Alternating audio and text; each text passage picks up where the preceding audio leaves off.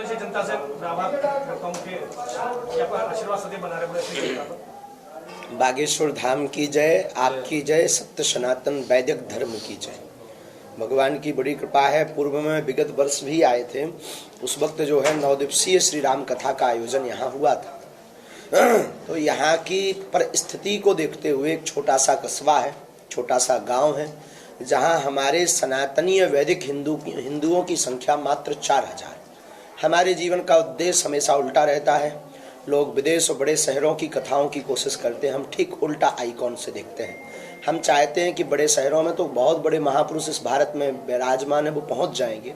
जहां कोई नहीं पहुंच रहा वहां हम पहुंचने का कोशिश करें। इसलिए 4000 की आबादी का यह छोटा सा कस्बा, जिसका नाम छतारी है, बुलंदशहर के अंतर्गत है। इसीलिए द्वितीय बार साप्ताहिक श्रीमद् भागवत कथा के माध्यम से मानवता और सनातनीय परंपरा की जो हमारी ध्वजा है उसको बताने और पकड़ाने चले आए हैं, और भगवान ने चाहा तो फिर आते रहे। सीताराम भगवान की जय, बागेश्वर धाम की जय। महाराज जी, सामान्य मीडिया संतों से हमेशा मतलब रूबरू नहीं हो पाती है, तो इसलिए किसी प्रश्न को लेकर कुछ लगे कि कुछ गलत हो तो क्षमा कर दीजिएगा। आरंभ करते हैं। सबसे पहले अगर प्रश्न करें तो बात करें तो समाज को लेकर जो संत हैं वो कितने जरूरी होते हैं, धर्म की कितनी आवश्यकता होती है समाज के लिए, खासतौर से सनातन धर्म वाले देश के लिए? जितनी आवश्यकता वर्तमान समय में ऑक्सीजन की है शरीर को, हर शरीर को होती है, उतनी ही आवश्यकता प्रत्येक व्यक्ति को आध्यात्मिक। क्योंकि आप पढ़ाई करके पीएचडी डीएड बीएड करके हम इनके खिलाफ नहीं, पक्षधर हैं। शिक्षा पाकर आप नौकरी पा सकते, आप रोटी कमा सकते, पर जीवन जीने की कला, स्ट्रेस मुक्त तनाव मुक्त जीवन बिना अध्यात्म के नहीं जी सकते। तो अगर आपको हैप्पीनेस रहना है, स्ट्रेस मुक्त रहना है, अगर आपको जीवन जीने की कला सीखनी है, उसके लिए आध्यात्मिक होना बहुत जरूरी है। संतों की भूमिका ठीक उसी प्रकार है जिस प्रकार विद्यालय में एक टीचर की भूमिका होती है कि एक अनपढ़ अनभिज्ञ शिशु को, बालक को, विद्यार्थी को वो ग्रेजुएट करके भारत की दिशा और दशा सुधारने का हाथ थमा देते हैं। उसी प्रकार वर्तमान समय में आदि काल से आने वाले काल समय तक संतों की भूमिका रही है, थी, है और सदैव रहेगी, ताकि संस्कृति बची रहे, सनातन बचा रहे और हमारी परंपराएं बची रहे। वरना ये पाश्चात्य सभ्यता व विधर्मी लोग और ये राक्षस वृत्ति के लोग हम सबको खंड विखंड करके जो गुलामी हमने झेली है वो फिर झेलनी पड़ेगी। महाराज जी, पहले आप अभाव में जी रहे थे और अब आपका प्रभाव है, और दूसरा एक और इतने कम समय में 2 वर्ष के अंदर ही आपने करोड़ों लाखों आपके फॉलोअर्स हैं महाराज जी की, बागेश्वर महाराज बालाजी के, इस पर क्या कहना है? ये सभी फॉलोअर्स बागेश्वर बालाजी के हैं। 11 साल से हम दरबार में बैठ रहे हैं, 11 वर्ष से सेवा कर रहे हैं। और जिंदगी में अभाव बहुत जरूरी है। बिना अभाव के आप जिंदगी में प्रभाव की महत्वता और प्रभाव पर पहुंचने का अभाव की महत्वता नहीं समझ पाएंगे। तो हमें लगता है हम आज भी वैसे ही जी रहे हैं। हम अपनी जिंदगी बहुत मस्ती में जीते हैं, बेवाक जीते हैं, स्वतंत्रता में जीते हैं। कोई परतंत्रता हमारे ऊपर नहीं है सिवा सनातन धर्म की परतंत्रता।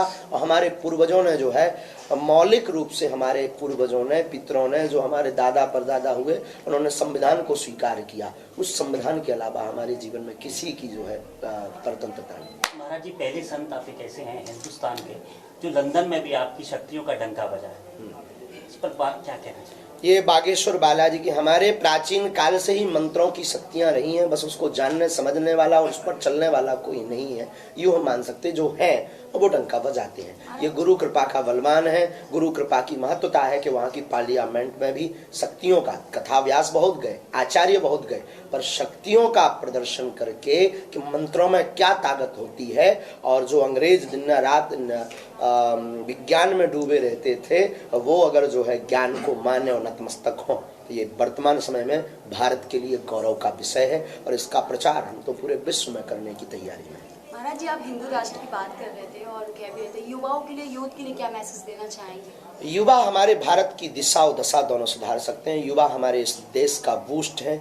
युवा हमारे इस देश का वो आभा मंडल है। युवा भाई बहन हमारे इस देश की वो निधि है, वो संपत्ति है, जिस संपत्ति के प्रयोग से भारत पुनः सोने की चिड़िया बन सकता है। भारत पुनः विश्व गुरु घोषित हो सकता है। विश्व गुरु अभी भी है, पर घोषित रहना बाकी रह गया। महाराज जी, एक सवाल और मेरा कि कई बार देखा है आपके चैनलों के माध्यम से लव जिहाद का मामला कई बार सामने आता है। बहुत उस पर कुछ कहना चाहिए? अनेक बार हमने सावधान किया। हम भारत ये बहनों को, बेटियों को सावधान करेंगे। स्वधर्म निधनम श्रेया परधर्मो भयावह। हमारे शास्त्र में स्पष्ट कहा है, अपने धर्म में मरना श्रेयस्कर है दूसरे धर्म में विचार करने से। एक किसी बहुत बड़े महापुरुष का सूत्र था, तिल के तेल का कनिस्तर में हाथ डुबो देना, फिर तिल के बोरा में हाथ लगा देना। जितना तिल आपके हाथ में चिपक जावे उतनी बार भी दूसरे धर्म का व्यक्ति अपने बाप की सौगंध खाए तब भी एक तिल बराबर भरोसा नहीं करना। जो बहनें कहती, जो बेटियां कहती हमारा वाला ऐसा नहीं हो सकता, उनका हाल श्रद्धा जैसा होता है। इसलिए भारत की बेटियों को अब समझना पड़ेगा, मानना पड़ेगा, वरना वो अपने साथ साथ अपने परिवार को जीवन भर का दुख और सनातनी हिंदुओं की कमर तोड़ करके जाएंगी। ये उनके लिए कलंक होगा। इसलिए भारत की बेटियों को, सनातनी बेटियों को अब जागना पड़ेगा, उन्हें हिंदू शेरनी बनना पड़ेगा। और ऐसा हो ही नहीं सकता, काजल की कोठरी में काला टीका न लगे, ऐसा हो नहीं सकता। महाराज जी, जो समाज है कहीं ना कहीं राजनीतिक जो धारा है उससे कहीं प्रभावित रहता है। लोग जो राजनीतिक पार्टियां हैं उनसे जुड़े होते हैं, उनकी राजनीतिक धारा से जुड़ते हैं। कुछ लोग जो खुद को सेकुलर कहते हैं लेकिन हिंदू हैं, उनका हमेशा ये मानना होता है कि कहीं ना कहीं लव जिहाद जो उपज है वो कहीं ना कहीं सोच है, उसको पैदा किया गया है। ऐसा कुछ नहीं होता। लोगों को एक दूसरे के साथ प्यार करने का अधिकार होता है। तो ऐसे सेकुलर जो बुद्धि वाले लोग हैं उनका क्या कहना है? हमें तरस आता है उन पर हिंदू होने पर, उनकी हिंदू कहलाने पर। हमें तो शंका भी हो रही उनकी हिंदू कहलाने पर। ये सोच है अगर, तो श्रद्धा कांड क्या है? ये सोच है तो भारत में जितने भी आतंकी हमले हुए वह एक विशेष समुदाय से क्यों आए? अगर ये सोच है तो श्रद्धा के 35 टुकड़े करने वाला एक विशेष समुदाय से क्यों है? इसका उत्तर उनके पास नहीं होगा। वो कहेंगे ऐसा तो हिंदुओं में भी हो सकता है।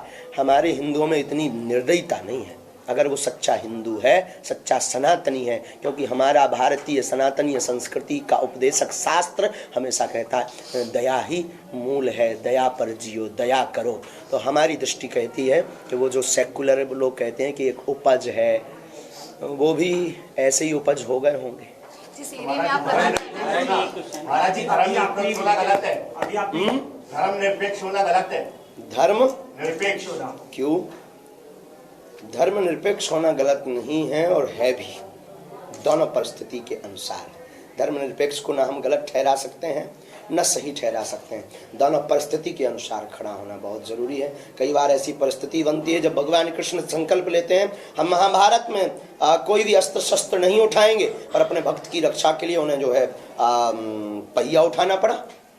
धर्मनिरपेक्ष और धर्म पर यही चर्चा है कि ना वो गलत है ना वो सही है, समय और परिस्थिति के अनुसार। भारत विविधता का देश है, विभिन्न धर्म संप्रदाय इस देश। धर्म तो एक ही है, बाकी तो पंथ और मजहब है। आपकी भूल बहुत बड़ी है।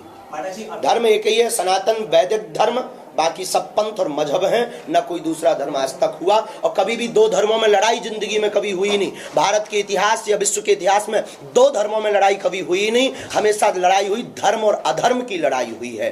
तो जो भी वर्तमान में लड़ाई है वो धर्म की लड़ाई नहीं, धर्म और अधर्म की लड़ाई है। तो जितने भी हैं, पहली बात तो कोई भी अन्य सनातन के अलावा धर्म नहीं है, मजहब है, पंथ हैं, अपने अपने बनाए हुए फंडा है।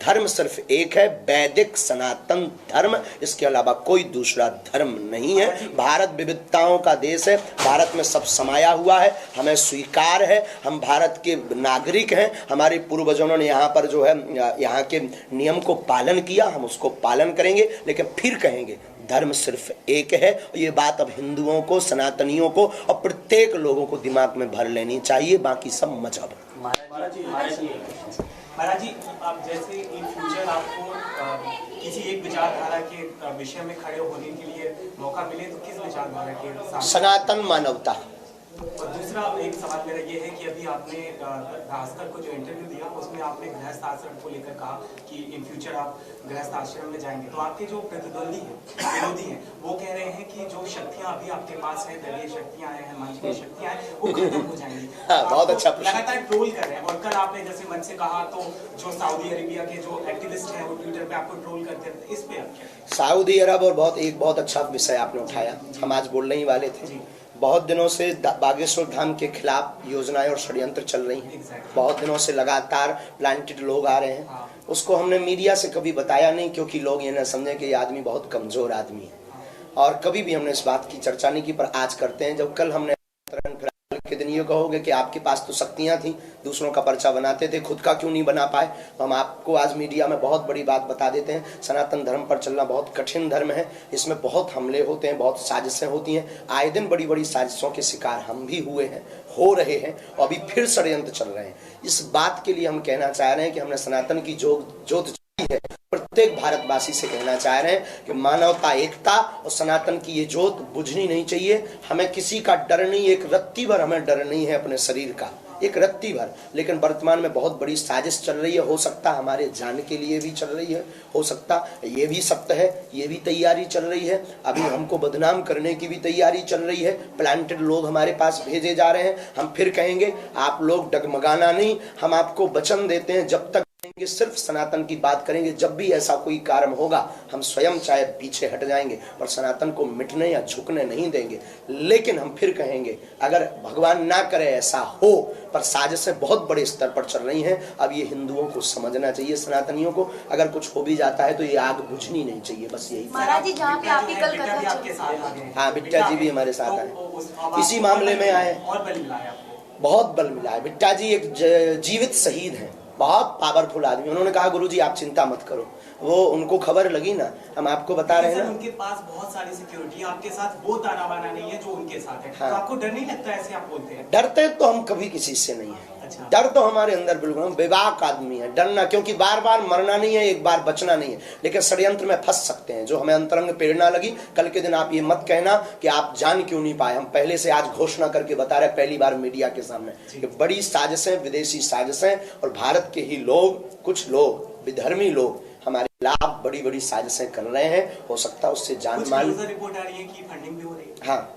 यस, बिल्कुल सही आपने क्वेश्चन किया, बिल्कुल सही। हमारे खिलाफ फंडिंग भी की गई, अरब देशों से भी चर्चा आई, यहाँ से भी आई है, तो हमें उससे डरना नहीं। हो सकता जान माल पर भी हमारे ऊपर वो हो, और ये प्रेरणा हमें किसी व्यक्ति ने नहीं दी है, किसी बिट्टा जी ने भी नहीं ये चर्चा की है। ये चर्चा हम अपनी अंतर मन की, जो हमारी शक्तियाँ हैं, जो हमारे पास गुरु कृपा है, जो हमारे पास हनुमान जी की दया है, उन प्रेरणा से हम आपको बता रहे हैं कि सत्य है, इसमें बिल्कुल किंच बराबर भी झूठ नहीं है, लेकिन हमें भयभीत नहीं होना। फ्यूचर यदि आपकी सिक्योरिटी और ज्यादा होम मिनिस्ट्री बढ़ाता है तो आप वो सिक्योरिटी लेंगे? क्योंकि आप जैसे ही आप बढ़ रहे हैं, आपकी लोकप्रियता का ग्राफ बहुत ऊपर जा रहा है, तो आपको जो है आप जान माल का भी खतरा होने वाला है। तो आपकी यदि गृह मंत्रालय से सिक्योरिटी बढ़ाई जाती है तो आप उसको स्वीकार करेंगे? बेझिझक हमें सनातन का बड़ा कार्य करना है।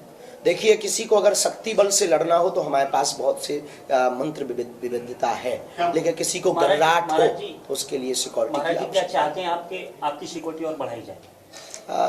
ये तो सरकार को खुद कोशिश करनी चाहिए, उसके पास बहुत बड़ा खुफिया तंत्र होता है, बहुत बड़ी रिपोर्टें होती हैं। जान का खतरा बता रहे हैं, तो क्या आपको लग रहा है कि सुरक्षा की दृष्टि से सुरक्षा बढ़ाई जाए? अगर उनको लगता है तो ठीक है, नहीं लगता है तो जी तो रही। महाराज जी, क्या ईश्वर की और एक और पहला क्वेश्चन का आपका जवाब देना, इनका जवाब दे दें कि ट्रोल कर रहे हैं बहुत से लोग विवाह को लेकर के, गृहस्थ जीवन। तो भगवान राम क्या थे? गृहस्थ में ही थे। तो श्री हनुमान जी किनके पास सेवक थे? गृहस्थ में ही सेवक। हनुमान जी का अवतार जहाँ हुआ, जिन माता अंजना के, वो भी कहाँ थी? गृहस्थ में ही थी। तो शक्तियां या सिद्धियों के बारे में एक पत्नी व्रतधारी सदा बाल ब्रह्मचारी की दृष्टि में ही आता है। एक पत्नी व्रत का धारण करने वाला ब्रह्म, उसकी एक मर्यादा होती है, उसकी एक नियम होता है, वासना में लिप्त होना। और कई बार तो कई ब्रह्मचारी होते हुए भी अनेक के हो जाते हैं। तो हमारी दृष्टि से अनेक का होने की वजह शक्तियों पे कोई प्रभाव नहीं पड़ना। हम घोषणा करें वासना में लिप्त रहते हैं, क्या उन्हें सिद्धियां प्राप्त हो सकती हैं? जो लोग वासना में लिप्त कदापि नहीं। ये शक्तियां और सिद्धियां उपासना का विषय है, वासना का विषय है ही नहीं। और हमारी शक्तियों में कोई, हमने पूछ लिया बालाजी से भी, अपने गुरु जी से भी पूछ के हमने घोषणा की। ऐसे कोई पागल या मूर्ख आदमी गांव के देहाती तो है नहीं कि न्यूज में बने रहने के लिए कोई बात घोषणा कर दे। हमें लाइमलाइट में बने रहने के लिए तो ये शौक करने के लिए बात नहीं बोलते। पहले बालाजी से आज्ञा ली, गुरु जी से आज्ञा ली, जो हमारी अंतर्मुखी आज्ञा है। उनका कहना है नो प्रॉब्लम। हमें लगता है कि हमारी शक्तियों में बिल्कुल दावे के साथ कहते हैं एक भी शक्तियां यहाँ की वहां नहीं होंगी। हमें अपने बालाजी पे भरोसा। मेरा आखिरी सवाल है, आपको जो कॉपी पेस्ट कर रहे हैं बहुत सारे मध्य प्रदेश में बाबा शुरू हो गए हैं, बहुत सारे बाबा आपका ताना बाना ले लेते हैं, आप जैसे गेटअप ले लेते हैं, उनको आप क्या कहेंगे? कॉपी पेस्ट जो ठीक है, सनातन का काम कर रहे हैं, करना चाहिए। भक्तों का समुदाय बहुत है, बस लोगों को आगाह करेंगे, लोगों को सावधान करेंगे, अंधविश्वास में ना पड़े। जी सर। महाराज जी जहाँ पे आप महाराज जी, क्या सुख दुख लाभ हानि जीवन मरण को इसको मानते हैं? आपके विधि हाथ है कि नहीं? परमात्मा के हाथ में। इसको हम मानने से नकारते क्यों नकारेंगे? शास्त्र में ही है, लाभ हानि जीवन मरण यश अपयश विधि हाथ, ये परमात्मा के हाथ में। पर आप कहेंगे कि फिर आपको सुरक्षा की क्या जरूरत, आप कहेंगे फिर आपको सिक्योरिटी की क्या जरूरत? लाभ हानि जीवन मरण यश अपयश परमात्मा के हाथ में। आपसे लाभ लेने के प्रयास में आते हैं। हाँ, तो क्या जब जो विधि हाथ है तो कैसा आप संबंध हो सकता है? तपस्या बल पर, भगवत कृपा पर, मंत्र बल पर, भगवत कृपा से कुछ भी असंभव नहीं है।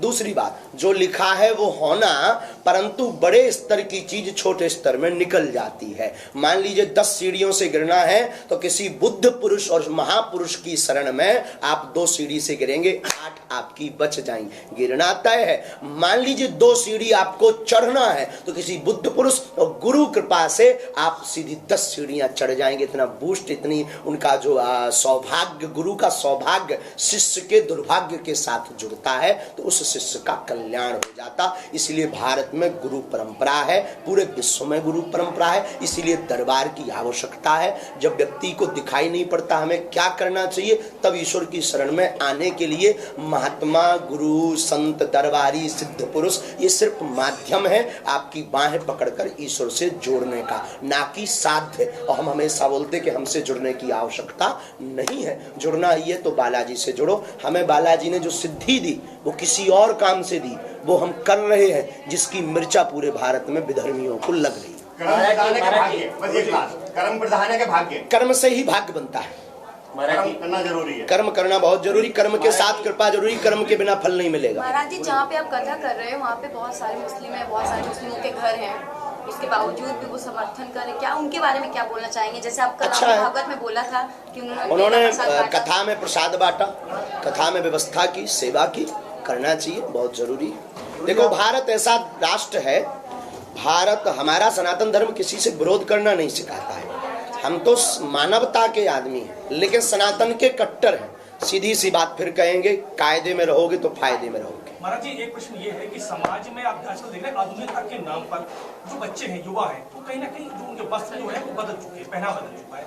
वहीं दूसरी ओर लोग घूमने के लिए तीर्थ स्थलों पर जा रहे हैं, शादी के बाद हनीमून मनाने के लिए लोग तीर्थ स्थलों पर जा रहे हैं। तो आप इसको किस तरीके से देखते हैं? इस पर आप क्या मैसेज देना चाहिए? ये पाश्चात्य सभ्यता का प्रभाव है और इसके लिए हमारे जिंदगी में हम आप सबको यही कहना चाहेंगे कि अपनी संस्कृति को कदापि नहीं भूलना चाहिए। जो हमारी परंपरा है घर की, स्वप्न में नहीं भूलना चाहिए। चाहे जितने बड़े बन जाओ, और अपनी संस्कृति पर सदैव रहो, अडिग रहो, उसको मानते रहो। इसके लिए ये सब मूवियाँ ही जिम्मेवार है। महाराज जी, एक हिंदू गाय के लिए आप उपाय कर रहे हैं गुरुजी, फिर भी लोग जो है गौ माता का दूध पीने के बाद उसको छोड़ देते हैं, उसके लिए क्या संदेश देना चाहेंगे आप? हम यही कहेंगे कि अगर माँ को आवारा घुमाओगे तो पुत्र की बदनामी होगी। अगर या तो गाय को माँ कहना बंद कर दो, अगर गाय को माँ कहते हो तो उनको सड़कों पर मत घुमाओ। माँ अगर सड़क पर बैठेगी तो पुत्र की क्या दुर्दशा होगी।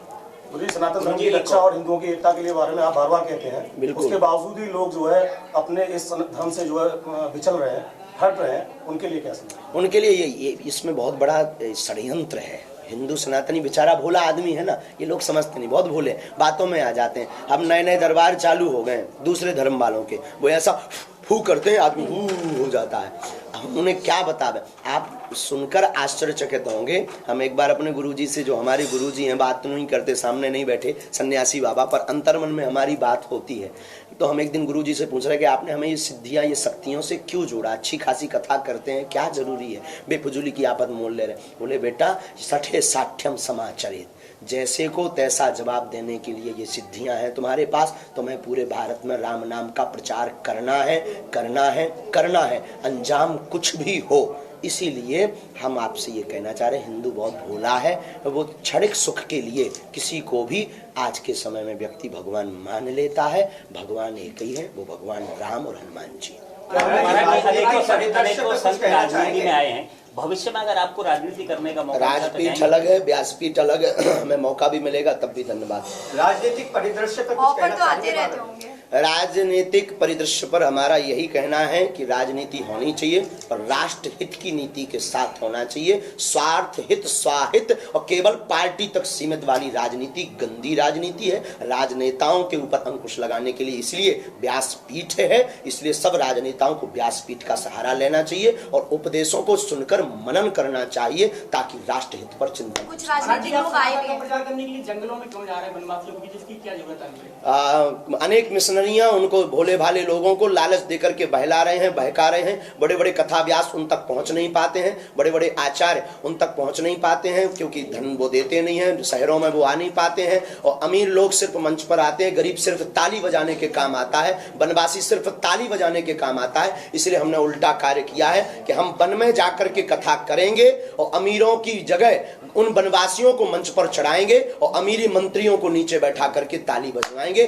ताकि समानता का भाव प्रकट हो सके और मिशनरियों पर अटैक हो सके। तब तो ये हमारे खिलाफ षड्यंत्र होने लगे हैं, क्योंकि उन्हें डर लगने लगा ये आदमी उल्टा। आप कई बार हिंदुत्व को लेकर गुरु जाते हैं, इसको लेकर आप कई लोगों के निशाने पर भी हैं, इसको लेकर क्या कहते हैं? निशाने पर होने से हमें कोई फर्क नहीं पड़ता है। बहुत अपनी जिंदगी विवाक रहते हैं, हमें उससे कोई फर्क नहीं पड़ता, किसी के भी निशाने पर हो। हम हनुमान जी के सहारे पर हैं, हनुमान जी के निशाने पर बने रहें, बस एक निशाना हमको चाहिए। लोग क्या कहते हमें इससे डर नहीं, न हमें कल की परवाह है न आज की परवाह है। कल प्राण जाते हो चले जाएं, लेकिन हम हिंदुओं को, सनातनियों को, जितने हमसे लोग जुड़े हैं, हम यही कहेंगे जो दीपक हमने जलाया है ये बुझने मत देना, बस। महाराज जी, एक लास्ट क्वेश्चन, मीडिया के माध्यम से क्या देश को संदेश देना चाहिए? भारत में अगर सामाजिक समरसता बनाना है, सबसे पहले जातिवाद पर प्रहार किया जाए, जातिवाद शून्य किया जाए और सनातनीय संस्कृति के प्रचार के लिए बल दिया जाए। ये प्रत्येक राजनीतिक पार्टी को समझना चाहिए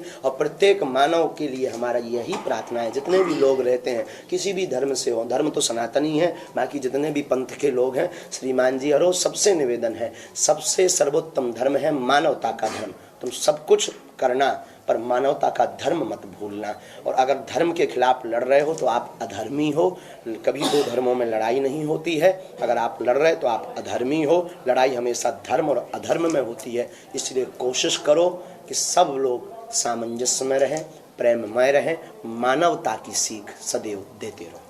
हाल ही में अमीर खान ने अपने नए ऑफिस का उद्घाटन किया है, कलश पूजन के बाद, इसको लेकर क्या कहेंगे? हाँ, ये जो है ये हिंदुओं के जगने का सुप्रभाव मिलने लगे हैं, हरे झंडे, ये हरी झंडी मिलने लगी है। हिंदू जग रहे हैं ना, जो बाइकआउट कर रहे हैं सनातनी, ये कथा का परिणाम है।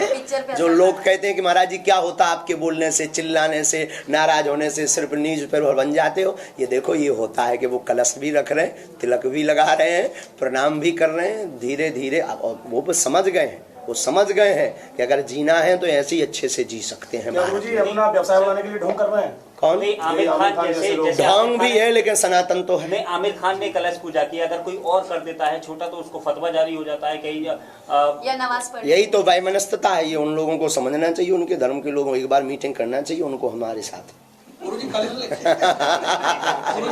मुस्लिम समुदाय के लोगों ने छकारी में प्रसाद बांटा है, भक्तगण आए हुए थे, उन्होंने कहा कि हमें नहीं लेना चाहिए प्रसाद। कुछ भक्तगण आए हुए थे कथा में, उन्होंने कहा नहीं लेना चाहिए। वो आज तक हम लोग उनको देते रहे, उनको उनकी वो जो धार्मिक यात्रा है उसके लिए भारत सरकार रुपया देती रही। अगर वो कुछ बांट रहे तो लेना चाहिए, हिंदुओं को ये नहीं कर। हम तो कहते वो मकान देते, हम तो तैयार बैठे। मुझे आप गंभीर बीमारियों का इलाज तंत्र से करते हैं। मंत्र से, कोई यंत्र तंत्र नहीं, सिर्फ मंत्र चिकित्सा राम नाम। हम कोई तांत्रिक आदमी नहीं है। तो क्या ये चिकित्सा विभाग में जो डॉक्टर लोग हैं क्या वो भी आपके विरोध में रहते हैं? नहीं, कोई डॉक्टर विरोध नहीं, सपोर्ट में है हमारे। हाँ, सपोर्ट में है, क्योंकि हम दवा के खिलाफ नहीं है। दवा और दुआ दोनों को साथ लेकर चलते हैं, ये बहुत अच्छा विषय है। हम दवा के खिलाफ में नहीं है। दवा और दुआ, दवा के खिलाफ में होते तो लक्ष्मण जी को संजीवनी बूटी की जरूरत पड़ी। लोग समझते नहीं है, बुद्धि चित्र लगाते हैं। हमारे तो बहुत से डॉक्टर सपोर्ट में, बड़े बड़े हॉस्पिटल हमारे सपोर्ट में। आप सुनकर आश्चर्यचकित होंगे, अनेक डॉक्टर ऐसे हैं जो बागेश्वर बालाजी का चित्र लगा करके मेडिसिन देते हैं, दवाइयाँ देते हैं, दवाइयाँ करते हैं। वो विदिशा जिले का एक डॉक्टर बागेश्वर बालाजी का चित्र, हम मूर्ख नालायक आदमी है, पता नहीं क्या टांगे, हमें भी टांगे। अब वो कहता है, कोई भी मरीज जाता है तो वो कहता है कि इनकी तरफ देखो पहले एक बार। अब वो फिर जो है ऐसे हाथ देख करके लोग कहते हैं इसके पास भी सिद्धि आ गई क्या? वो कहता है लखनऊ में भी है, अनेक भारत में ऐसी जगह हो गई है जहाँ बागेश्वर बालाजी, क्योंकि बागेश्वर बालाजी अद्भुत एनर्जी है अपने आप में। एक भाव बालाजी तो बालाजी दुआ और दबा दोनों जगह। कोई हमारी हमें भी आशीर्वाद दे दो। आपकी जो आपने बहुत खतरनाक प्रश्न किया है। बागेश्वर धाम के पीठासीन आचार्य Shri Dhirendra Shastri ji, sir India news पर बातचीत करने के लिए आपका बहुत बहुत शुक्रिया। जय श्री राम, जय बागेश्वर धाम की आपका धन्यवाद। पूरी इंडिया न्यूज के दर्शकों का खूब खूब साधुवाद। महाराज जी, अभी आपने कहा था कि मेरी जान को खतरा है, क्या कहना चाहेंगे? किन लोगों षड्यंत्र सनातन पर जो कार्य करते हैं उनको उनके ऊपर षड्यंत्र आए दिन होते आए हैं, होते रहेंगे। किसी के बाप में दम नहीं है जब तक हमारे हनुमान जी की कृपा है। लेकिन हमने अवगत कराया है कि कल के दिन आप लोग कहेंगे कि आप दुनिया का पर्चा बनाते हैं, अपना पर्चा क्यों नहीं बना पाए। उस भाव हेतु हमने आप सबको आगाह करके जो गुरु प्रेरणा हमको लगी है उस प्रेरणा से बताया है कि बहुत विराट रूप में बड़े पैमाने पर षड्यंत्र चल रहा है, जिसमें जान माल या हमारी छवि खराब या बागेश्वर धाम को बदनाम करने की तैयारी चल रही है। हमें किंचित मात्र भी विचलितता नहीं है, न उनके डर हैं। इतना करने के बाद या सोचने के बाद अब आप कहेंगे किन्ने किया, तो उसका जवाब भगवान और समय अवश्य देंगे। हम अपने बालाजी पर छोड़े हुए हैं, समय का इंतजार है। हम अपना कार्य करने से नहीं चूकेंगे, सनातन की बात, सनातन की एकता करके मानेंगे।